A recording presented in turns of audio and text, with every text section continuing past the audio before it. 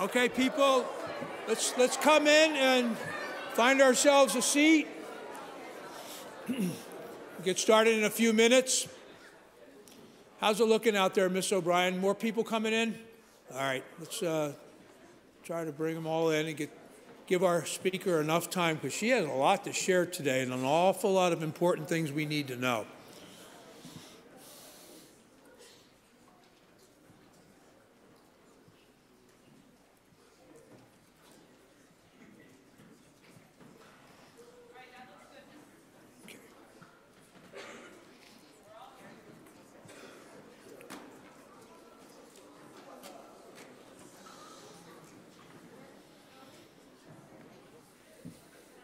Well, this morning we are continuing our Bible conference, our theme being missions, as you well know by now, and our catchphrase here, there, and everywhere is going to be emphasized a little bit more, not only with the here, but the everywhere that comes here.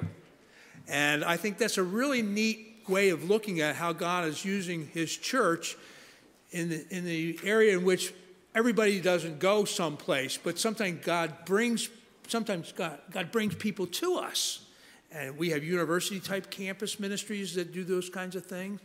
And Miss Molly is going to be sharing some things with us today about refugees and the crisis of refugees in our country and perhaps throughout the world, as she knows this a lot better than I do in the ministry God has given to her. And so I really want us to be paying attention today. Remember, we're looking forward to seeing what God not only just brings to us as far as information, but what God is maybe doing in us to make us more conscious of the fact that we're never to just stay still in one place, right, as Pastor Paul talked about on Monday. So it's with all those things in mind, and without further ado, let me pray and then introduce our guest here. Father in heaven, Lord, we thank you for the opportunity you've given us here at Cornerstone to see the world through the lens of Scripture and also through the eyes of Jesus. And help us to understand the things that we're learning are not just mere information, but they're ways in which, as we heard yesterday with Mr. Anthony, a pattern and a path that gives us a call. And so it's with those things, as we hear about refugees and as we listen to the speaker share her experiences and her passion, that you would help us to see this need through the eyes of Jesus. Bless our speaker as she brings forth now these things for our good and for your glory. In Jesus' name we pray. Amen. Miss Molly, please come.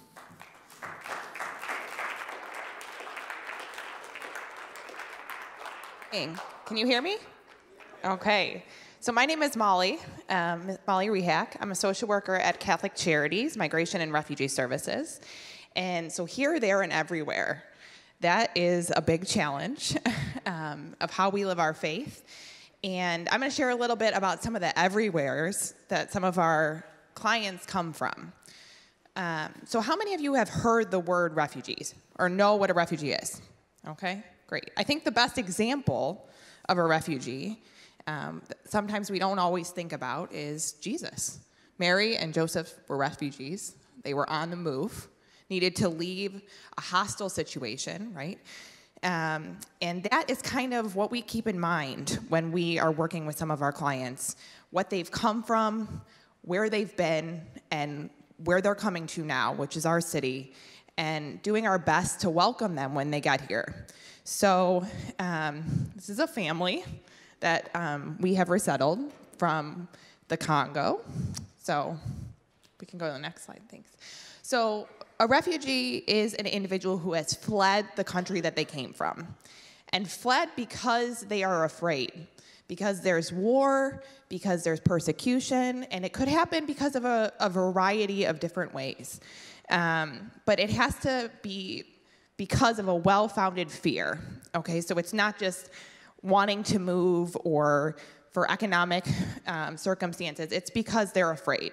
So that's what makes a refugee a little bit different than some of the other categories of people who are immigrants, and I'll talk a little bit more about that. But that's what makes a refugee really different.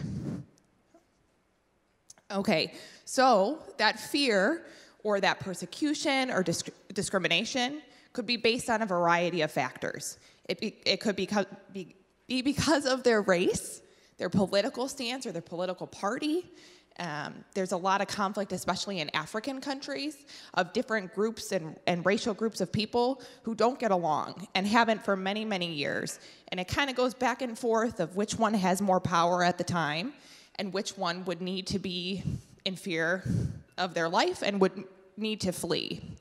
Also, because of religion. So we hear a lot about wars that are based on religious opinion and the difference of opinion, especially in the Middle East right now. And so that's another reason that some of these people are coming, because they're afraid for their lives and they need to find safety and nationality. So refugee camps, when people leave, where do they go? Okay, so they need to leave. They need to leave immediately. They don't have a lot of time to prepare. So they go to the closest place that they can find. So if we're coming from a country in Africa like Somalia, that might mean Kenya, okay?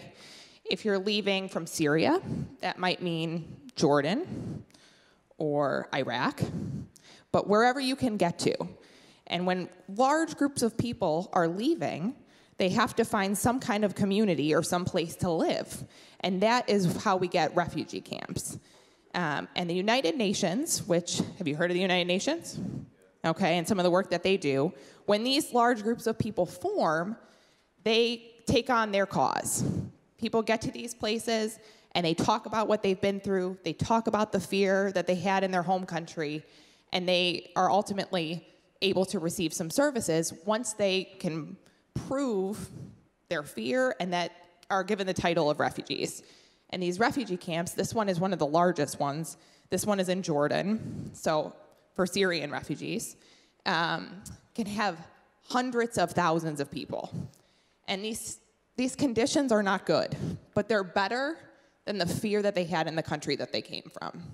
So when you're thinking about this, it's not always pretty, okay? Some of these, like as you can see in this picture, like miles and miles of people and more tent-like conditions than anything, not running water, no electricity, but it's still better than the fear that they came from. And I just want you to remember that when we're talking about where people are coming from and when they get to us, kind of what they're coming with, okay? Okay, so I talked a little bit about what makes a refugee different than some of the other groups that are coming that are in migration. Okay, so the UNHCR, or the United Nations Human Council on Refugees, says that there are 17.2 million refugees worldwide. So people who have left, there's that many kind of in migration in the world right now. So people who are not under this mandate are asylum seekers. Asylum seekers are people who have left, possibly because of a fear, but have not been given refugee status yet. So they may be in migration from Latin America, and they are leaving because of violence in their country, but they have not been given refugee status, okay? Their fear has not been authorized as being legitimate even. So they're seeking asylum, they're seeking refuge, okay? So they have to prove that status in a different way. Can we go back one more minute? Thanks. So immigrants are just people who are on the move. They're not refugees. They may have fear of where they came from and may have really well-founded reasons for leaving, but they are not refugees, so they haven't had the same fear, need to leave, need to flee that refugee status has, or they just haven't been given it. And then internally displaced persons are another group, and they are people who have had to leave, but are just kind of either in another country or in another part of their own country. And so they, again, are different than refugees. So I just kind of want to give those differences because I think they're really important. And I think it says a lot about what we think about people when we use these terms, right? Our human and kind response. And part of our Christian response, I think, is to use the correct terms, to acknowledge what people have been through, and to acknowledge their fear, and to acknowledge their humanness. So I think it's really important that one of the things that we can do is to educate ourselves about situations in the world, that here, there, and everywhere, what's going on in our world. Because Cleveland, Ohio is very, very small. And I think that by seeing where people are coming from, seeing what they have to go through to reach safety is really important, okay? So some of the refugees that we see here in Cleveland are from these countries, okay? So we're gonna look at a map here. So these are all countries more in Eastern Africa. Has anyone ever been to one of these countries? Or known someone from one of these countries? Okay, a couple. Okay, so what about anyone here of any conflicts in these countries? Familiar with any of the conflicts? Yeah? Yeah, some of them. So especially in Sudan, in the Congo, okay, sometimes we read books like that talk about like the Rwandan genocide. Anybody ever heard of that conflict, or the Hutus and the Tutsis? Okay, so those two groups are not just present in Rwanda, they're present in Burundi, in the Congo. Okay, so when I talked about those long-lasting conflicts, they really persist through a lot of countries and have created fear throughout generations, okay? So that's one of the places and one of the parts of the world where we're seeing people coming from. Okay, they also come from places in the Middle East and even Europe, okay? So as you all know, we've been in wars in Iraq and Afghanistan for a long time. And Syria, you've probably heard a lot on the news about Syrian refugees, okay? And some of the conflict there. So another group that we see from Iraq and Afghanistan are special immigrant visas. So not just refugees, but they are people who either helped us in our war, they translated for the US government, they were IT people, they helped with roles on the ground, they knew the community better, and so the US has recognized that dedication and that service and has given them what's called a special immigrant visa, and that allows them to also come to safety, especially because a lot of those people for their work with us have faced different challenges and fear for their life too, and their lives have been threatened.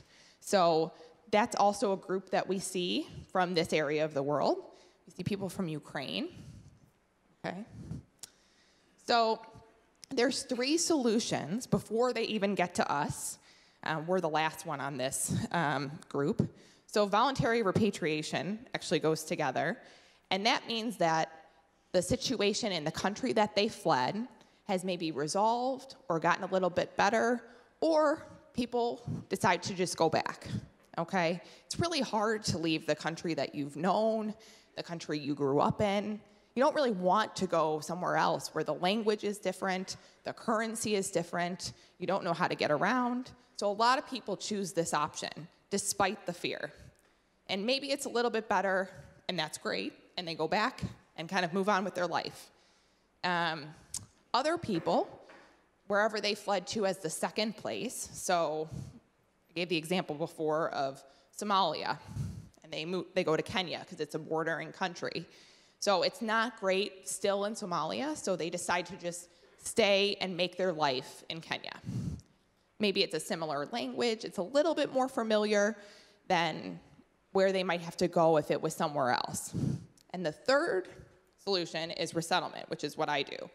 And that means that they kind of put their case and their family and their situation into the fate of the United Nations.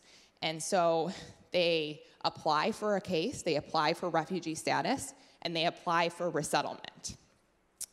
And that process can take 1, 2, 5, 25 years. We have people who moved from a country called Bhutan, and they sought safety in Nepal, and they lived in camp in Nepal, and they had applied for refugee status in Nepal and waited over 20 years, some of them, to come to another country and to go through the resettlement process. So it really depends on where the conflicts are in the world, where the UN is doing their work. But that stage is not quick. And there's a lot of different processes, sorry guys, that are required in order to move forward with that process. So once you apply for resettlement, you apply for resettlement in one of the 37 countries that resettles refugees, and the US is one of them. And when your case gets accepted by one of those countries, you go through the security of that country. So when someone gets accepted to the United States, they go through US security before their case is fully accepted. So as resettlement is kind of the last choice or the last option of those three solutions, there's 37 countries that do this, like I mentioned before. The US is one of them.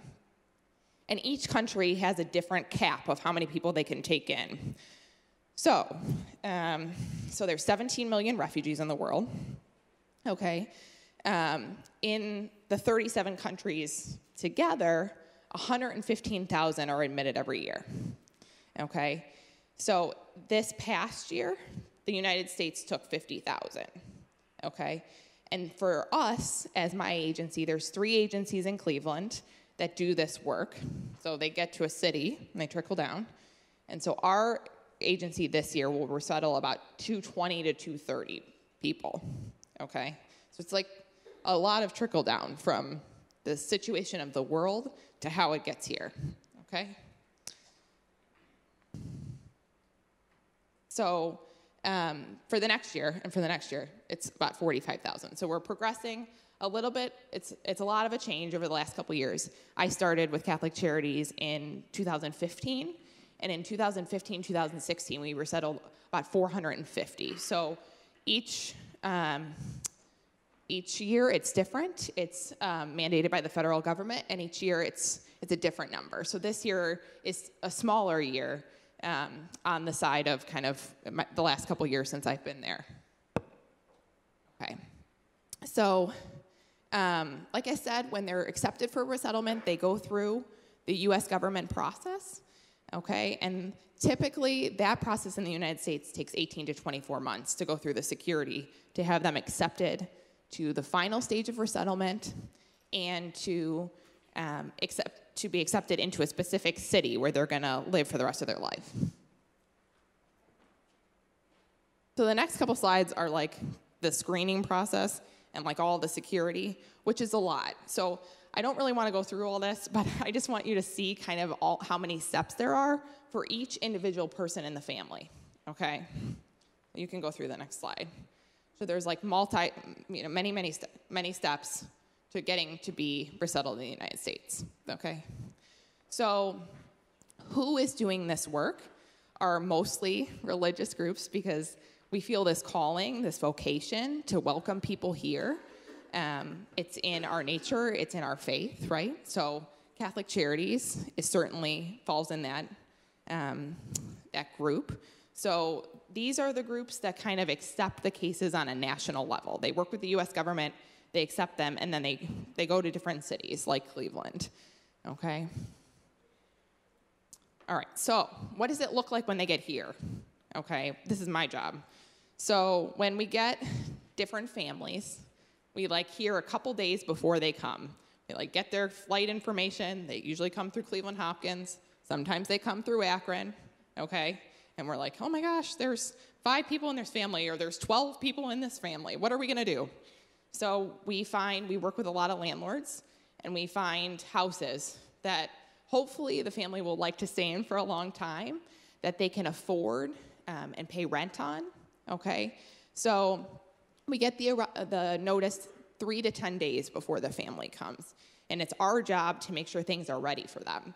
So that the house is set up, that there's sheets on the beds, that there's food in the fridge, okay? That we're ready for them, that we're ready to welcome them. Welcoming that stranger, that whole idea in Matthew 25, right? That we're ready to be there for them, okay? So the first day when they get here, we meet them at the airport. And I've gone a few times, and it is really, really something. So a lot of them are just happy to be somewhere safe.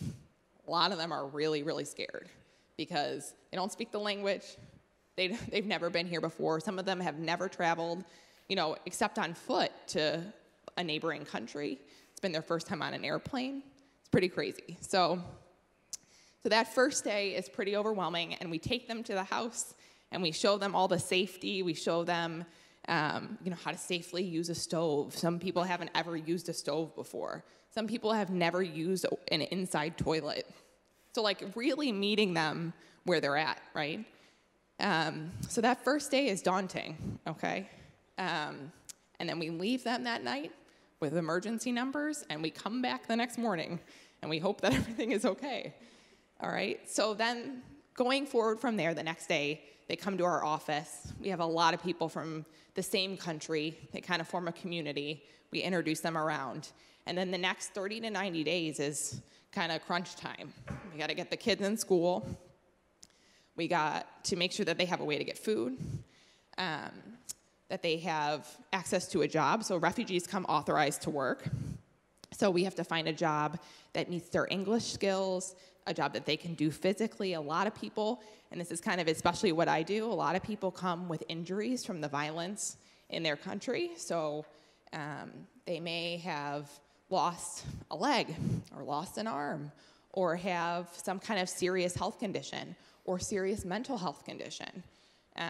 And so that limits their ability to work. So our job, especially in the first 30 to 90 days, is to figure out how this family is going to survive on their own, okay? So then my job as a social worker is to connect them even further. So I work with people for up to the first year. I work with people especially who have these more complicated medical situations.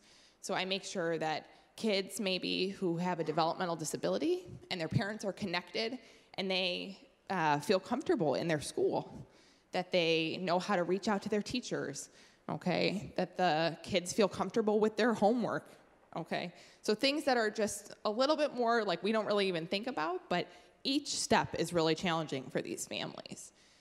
So we serve people at our agency for up to 5 years, which sounds like a long time, but it goes really, really fast, especially when you realize that some people don't come with any English. So that 5 years is them really just being accustomed to the English, learning, trying. So it goes really, really fast. And after that, refugees, which I think is in the next slide, maybe, maybe not, are eligible for citizenship. So they can apply, after 1 year, refugees can apply for their green card, which means that they're a legal permanent resident. They come with legal status as a refugee, but they can apply for more permanent status after a year.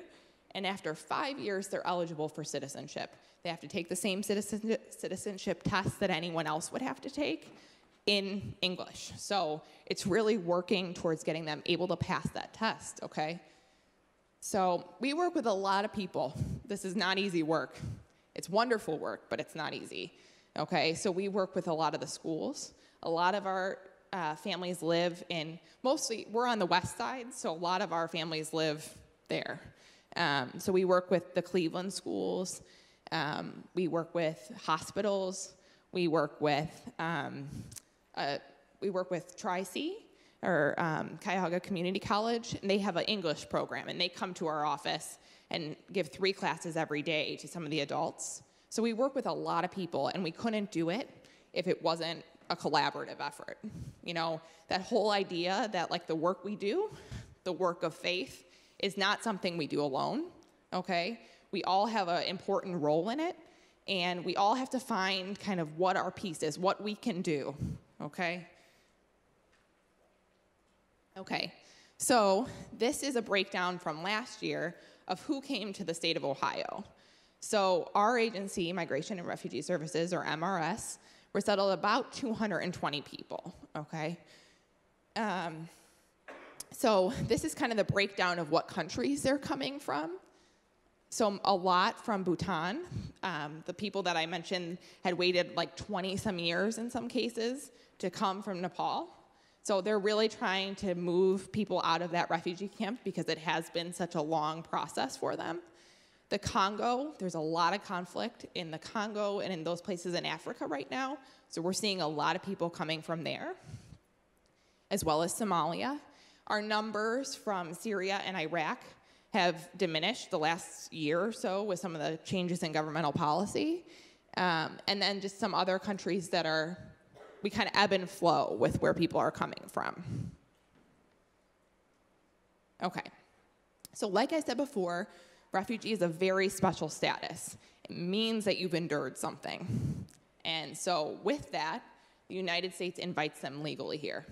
So there's a lot of different language, which I talked about before, about different immigration statuses. And it's important to know that refugees have been given a legal status here, okay? And like I said, that's part of how we honor them. That's part of how we honor their experience and the terrible things that some of them have been through, is to use and acknowledge the correct terms, okay? So they are admitted, sorry, one more minute. They are admitted indefinitely, so there's no, unless they have legal issues, they're not gonna be sent back. They're immediate residents, they're here legally, and like I said, after a year, they're eligible for permanent residency. They can apply for their green card, and after 5 years, they can apply for citizenship. So this is a map of kind of the neighboring area of where our office is. I think if you click one more time, there should be. So these are some of the areas. We try and group people together because they don't speak English, because they're unfamiliar with the community. We're trying to put them together so that they can rely on each other. And the ones that have been here a little bit longer can help the ones that are newer.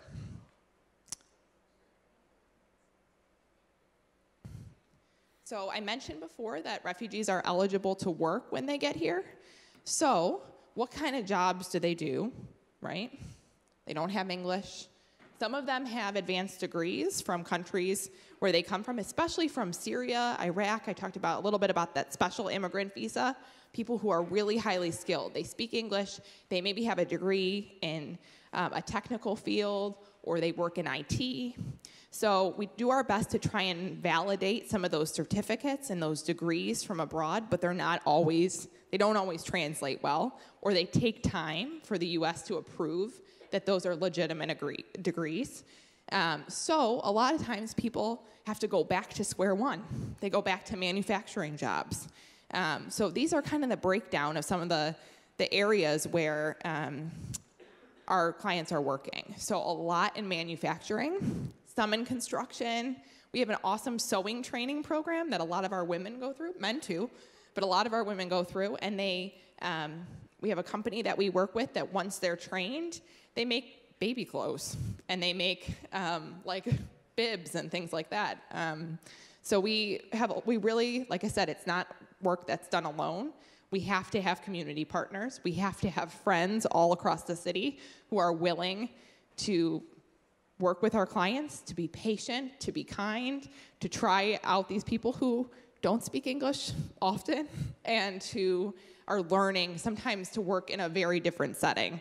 We have a lot of clients who come, especially from Africa, with farming experience, but if you looked outside today, farming is not an option for most of the year in Cleveland, so it doesn't always translate. So in the summer, it's wonderful. And they work in gardens, and they work on an urban farm in downtown Cleveland, but for the rest of the year, we have to think alternatively.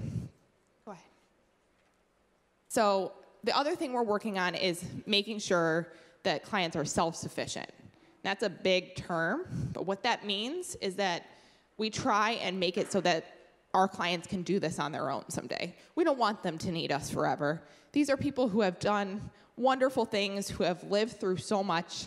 They're really strong. They don't really need us for a very long time. So what we can do is try and support them as much as we can when we first get here. And this is where like my passion lies, okay? It's making sure that people find not only just the ability to survive, but the want and like having passions of their own, okay? So I work in this area with physical and mental health needs. So one of the clients I'm working with right now is a 24-year-old man. He's from Eritrea, which is a small country in Africa. And when he was 22, he got a bacterial disease that has paralyzed him from the waist down. So he's only 24, he's in this country, He speaks some English, but he's in this country, doesn't have family here. His parents and his siblings were killed in the conflict in his country, so he came here all by himself. And so he and I are trying really hard to work on what would make him happy. We've kind of taken care of the basic needs. He has housing, he's gone to the doctor, he's got medical care, but he's 24. His life is just beginning, right? So what does he want to do? So right now we're exploring GED programs. Today and tomorrow he's going to take a class at the library in keyboarding because he's always wanted to learn computers. So it's not just the basic needs, it's about creating a life for someone. And it's about looking at what would make them happy, what they can do, what their role is on this earth, in this community, and helping to create more stewards of good work, of people who can help one another, okay? So that's kind of where I see as as my passion, and kind of where I think we need to take some of how we can best welcome some of these newcomers to our community. Okay, so before I get to questions, I want to show a quick clip of a former client who came with his family when he was a little boy from the Democratic Republic of the Congo, and he loves to run, okay? He worked with us for a little while. His family went all the way through our agency, and this video is him preparing for the Olympics. And in the Olympics in Rio, he ran for the Democratic Republic of the Congo. He ran the marathon. So this is a video of him kind of preparing for that journey, okay?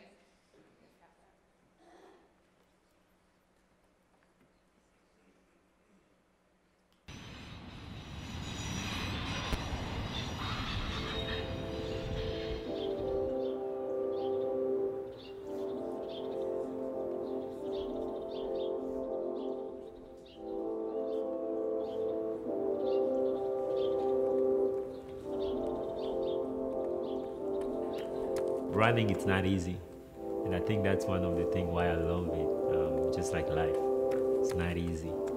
It's just beautiful. Coming from Africa, I had no idea one day I'll be striving to make the Olympics.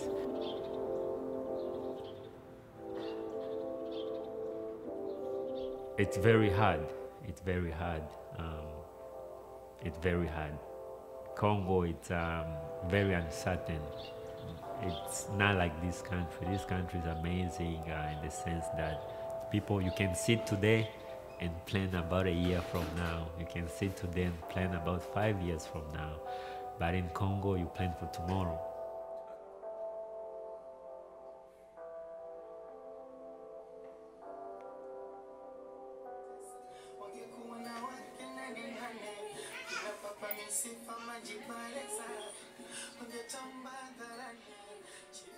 My dad was in very high danger of being killed. So my family, we stayed there with my mom for a whole year. She was waking up at 6 in the morning, come back home like 10 p.m. And if she had bags in her hands, that meant we were eating that day. And what I saw in her was determination, that I'll just keep going. I'll go, but I'll not stop.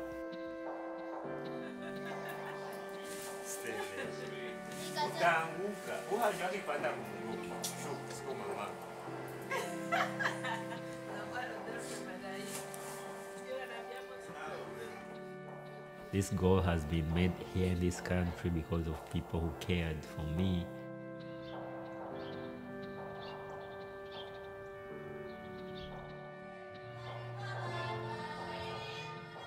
And again, I'm leaving everything up to God. Whatever happens, let it happen, but I just want to do the best I can. At the end of 2016, I'll say I did all that I could, and if it happened, I'll be happy. If it doesn't, I'll still be happy. My whole life, I lived with my parents until I had to leave from college. So it was kind of very hard for me. And going to college, it was like God just prepared a family for me.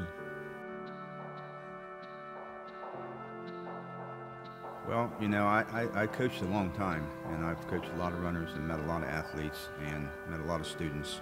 But There weren't many like Dee out there, and there aren't many like me out there. No, I think you should run the steeple today. Oh my gosh. That didn't work out real well, did it, We should Dee? call Jacob for that.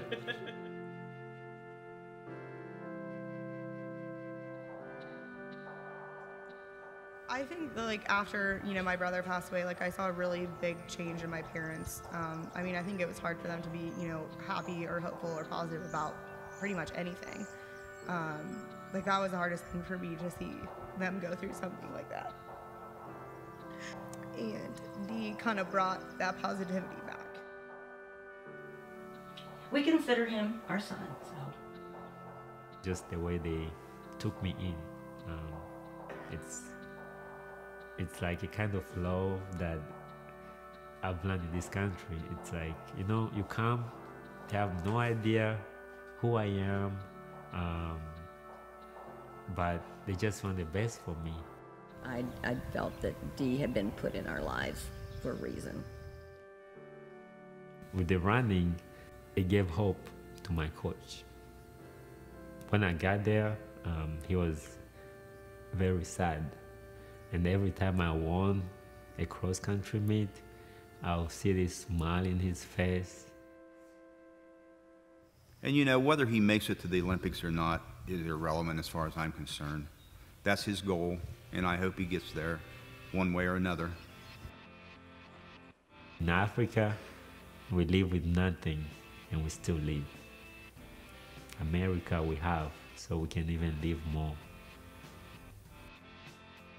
Every day is a blessing to me, and I try to keep my mind and my heart and my everything just open.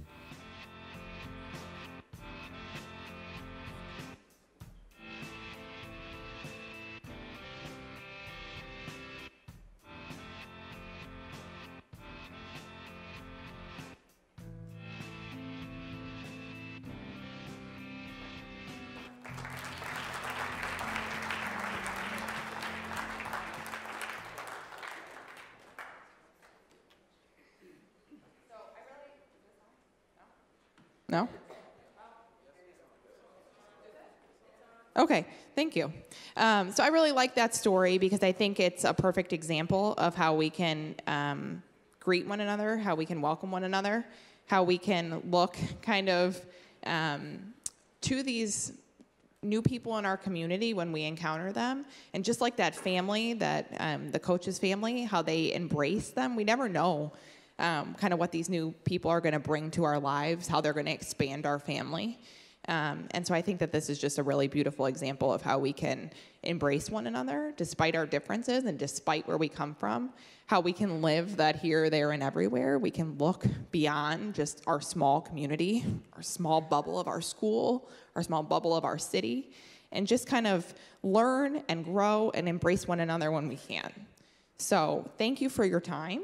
And I'd like to take some questions, if you have some. Anyone have a question? Yeah. I'm a fellow East Clevelander myself. But I was just wondering what happens to the people that after 5 years they're not doing as well as you hope? So after 5 years, it's kind of our cap, but it's also not in our nature to just turn our back on anyone either. We're a Catholic organization. That's not who we are. But it makes a good goal, right? 5 years, like I said, is not a long time, but it is some time. So it's our goal. But we're kind of with them for life. So we have people who kind of go through the ups and downs, especially what they've been through. It doesn't always make it easy to find a life, to figure it out, to make it consistent. So we say that, and that's a good goal for us, but I think our faith leads us to something far beyond that, that our doors are always open and people are always welcome.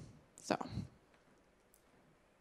the difference between, when you're a refugee just coming to the country and you have, the citizenship and then the green card citizenship?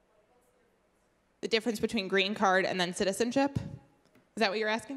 Well, no, green card and then, when they first come into the country. Okay, so they come with a refugee status, and the document they have then is called an I-94. It's a refugee document. So it means it has a stamp on it that says they're authorized to work, and a stamp on it that says that they're legally admitted into the country.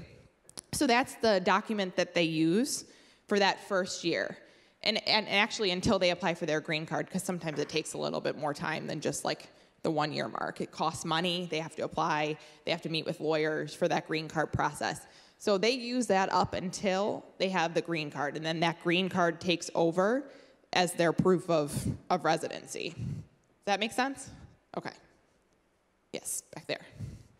When you meet them at the airport, when you said that a lot of the times that they were afraid, have they ever kind of like tried to back away or like kind of get back into the plane or something? With good reason, they might, right? So I think the fear is more times they're real shy and real quiet. I have never seen them kind of back away, but I'm sure it's happened. I'm sure that, especially kids, I'm sure that the uncertainty has made them be like, we got to go back. What is happening here, you know? So, but we just try and do our best to be kind and welcoming, and there's a lot that can be said when you don't speak a language with kind of that universal language of smiles and gestures and having a kind and welcoming expression on your face. So we do our best. We also, I forgot to mention, we always send someone who speaks their same language with the caseworker to the airport so that we can kind of greet them in the best way possible. Yeah, right here. So I have a few questions. Sure. So number one, did you have to learn their language? So I speak Spanish, but we don't have a lot of Spanish speakers. But we don't, it's not a requirement that you learn a language. We have we have staff, we have wonderful staff. A lot of my coworkers have been refugees themselves. So we have people who speak Swahili, we have people who speak Nepali, we have people who speak Arabic, who speak Somali, like all the languages that our clients need pretty regularly, we have on our staff. So you learn words here and there. It's kind of my goal to learn how to say like please, thank you, and welcome in all the languages that I have a client, because I feel like it kind of creates that like good relationship with them. So it's not a requirement, but we try. And then also, we just watched the video. Did he make it? He did. So this video is a little outdated, and I kind of spoiled it. But he went to Rio Olympics, and he tried out for the U.S. team. He didn't qualify because only like 3 people qualify for the U.S. team. He kind of made, I think he was in like the 20, so he was like 20 finishers, but like the top 3, 4, 5 make it.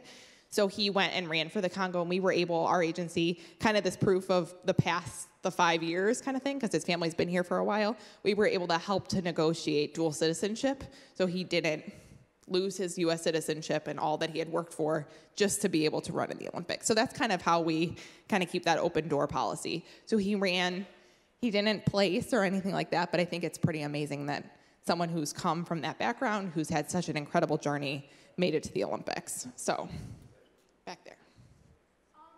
Is it hard, like once you make a bond with the refugee family, is it hard saying goodbye?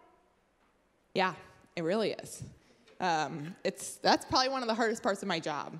Because like I said, I work with people for a year, and sometimes, that whole, there's a lot of things in organizations like where you get your money from, and when they say that the relationship has to finish, kind of that whole business mindset doesn't always go with your passion and your vocation and where your faith and who you are as a person calls you. So I would stay with Choosing a career like you did, how did they get involved in that, and or how, if someone's in here interested in getting involved with helping out refugees, is there a way they can volunteer to do that now? Sure. So some of the ways that we work with volunteers, the numbers are a little slower, so we're kind of changing how we work. But one of the things that we need help with, I mentioned we kind of have a short window of when we hear that a family is coming and what we have to do, all the steps we have to take to prepare. So one of the ways that we work with volunteers is we ask for help in setting up the houses. So that is a way that you could volunteer with us. The other thing is that if you are just wanting to come and see, you are always welcome to shadow. So we have a lot of people who shadow and kind of just see what we're about, see the work that we do, and you are always welcome. I can leave my contact information, and if you'd ever want to. I think it's a good project. I think it's a good way to spend a break or anything like that. So you're always welcome. So.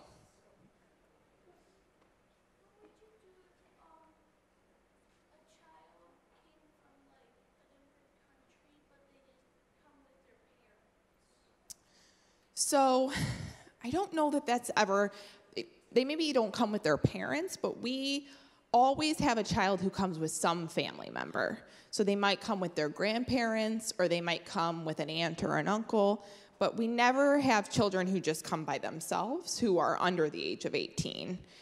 In order for them to travel alone, they have to be over the age of 18. So they would have to stay.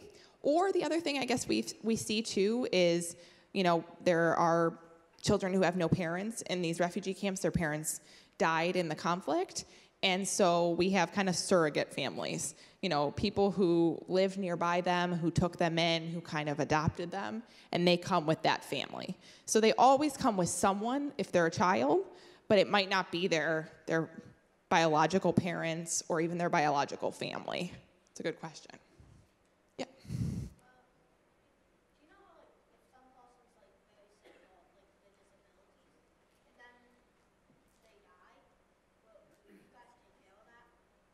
If they pass away because of a disability? Yeah.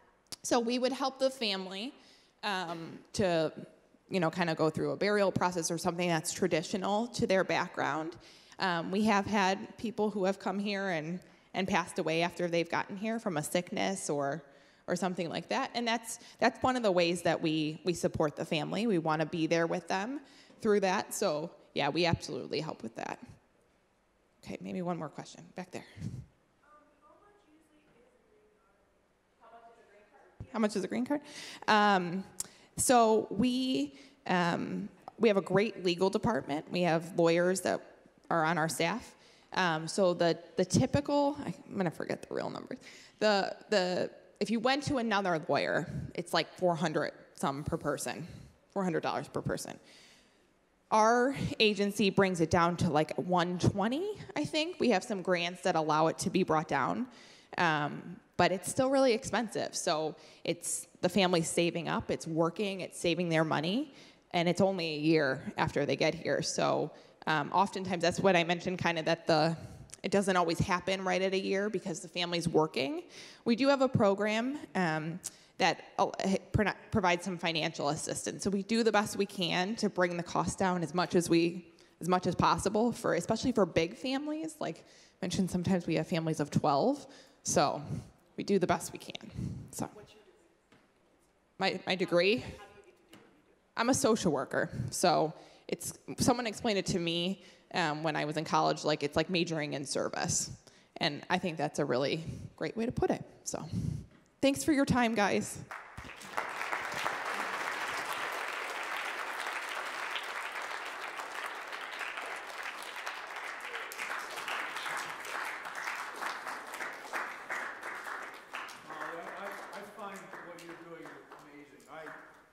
Sat there almost in tears. Really, just to think that how much emotional investment you must make in this. I don't know how you can balance it. I really don't. But it's a good work, and I really believe you brought something to me, and I hope to all of us that eye-opening. I mean, I got so many questions I could just go on, but it was very good. I really appreciate what you've done and how it's spoken to, I'm sure, a number of us as well as myself. So may God be glorified in your work, and may many more families find refuge in the loving arms of Jesus through people like you and your agency. Let's pray. Father in heaven, Lord, I thank you for this time that we've gotten a window of the world, a reality check in so many ways, it's on so many levels.